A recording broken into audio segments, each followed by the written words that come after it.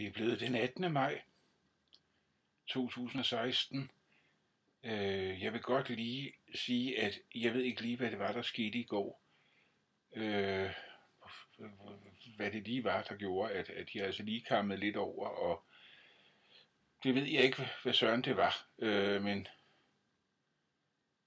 det er vel sådan noget, der kan ske indimellem. Altså, jeg ved ikke, om det var et eller andet med...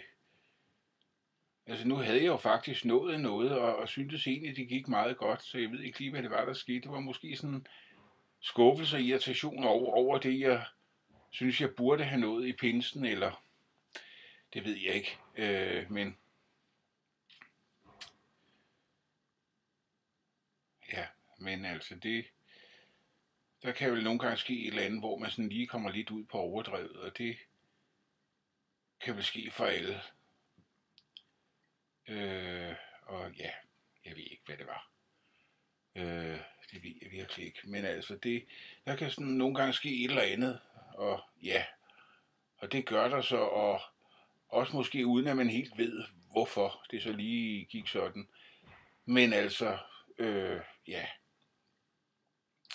jeg fik lavet lidt mere i går. I kan måske se et lille show her. Jeg bankede panden mod et hjørne, da jeg sad derovre i den ende der, og lige arbejdede med noget der. Men altså, jeg fik faktisk lavet lige lidt mere. Det er om formiddagen her, jeg skal afsted på det der kursusvæsen her om ikke så længe. Jeg håber, at jeg lige inden da kan nå at lige... Der ligger en farvehandler her lige lidt længere ned ad gaden, hvor jeg lige kan nå ned og købe et par småting, som jeg skal bruge.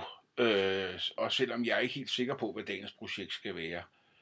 Jeg tror, jeg skal hive fat i den der overbliksskabende del, altså, og det kan godt være lidt kedeligt, fordi det virker jo nærmest som ren oprydningsarbejde. Men jeg tror, det er det, der er vigtigt nu. Men altså, bortset fra det, så kan jeg bare sige omkring i går, at der var et eller andet der bare var mærkeligt. Men der faldt lidt mere ro over det senere, som sagt, jeg fik lavet lidt mere. Jeg fik siddet lidt og hygget mig og slappet af. Jeg sad og hørte Waterloo Lily med Caravan. Nu skal jeg lige vende den rigtigt. Sådan der. Det er sådan noget Canterbury Scene, noget ganske god plade, som jeg sidder og hørt. Som sagt, det er det, man kalder Canterbury Scene, fordi der var der omkring Canterbury, lige der slutningen af 60'erne, begyndelsen af 70'erne, der var der ligesom et særligt musikmiljø der ligesom havde fundet, ja, og selvfølgelig var der forskel på grupperne, men altså, de havde ligesom deres ting der.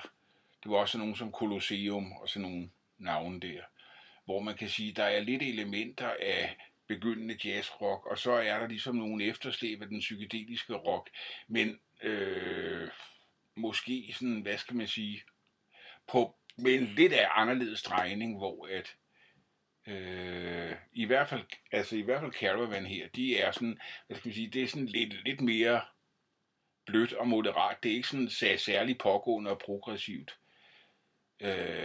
Der var Colosseum jo sådan lidt mere, og så var der, nu er navnet væk, der hvor Kevin Ayers var med.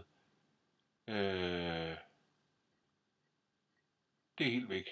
Soft Machine selvfølgelig. Altså de var jo sådan meget eksperimenterende, og det var sådan meget, ikke? Altså man kan sige, det er sådan, der har vi den ene fløj, og så Caravan står nok meget ude på den anden fløj, som sådan er ret moderate og bløde og easygoing. Ja, så det sad jeg lidt og hyggede mig med. Jeg nåede faktisk kun at høre den ene side, og så så jeg en film og sådan lidt forskelligt. Men altså, sådan er det. Men altså, jeg er da lidt ked af, at der lige kom det der og overdrev der. Altså, hvis nogen er blevet forskrækket og skræmt over det, så det vil jeg da godt beklage. Og hvis nogle af jer, mine venner og familie, sådan bekymrer jer lidt for mig, så vil jeg da lige berolige jer og sige, det er der altså ingen grund til. Der var bare lige et eller andet der i den situation, ja, jeg ved ikke, hvad det var. Så sådan er det. nu skal jeg skynde mig ned til farvehandleren, så jeg lige kan nå at købe et par småting, inden jeg skal afsted. Det er bare noget lim og nogle beslag og sådan lidt forskelligt dillerdaller der. Og så, ja.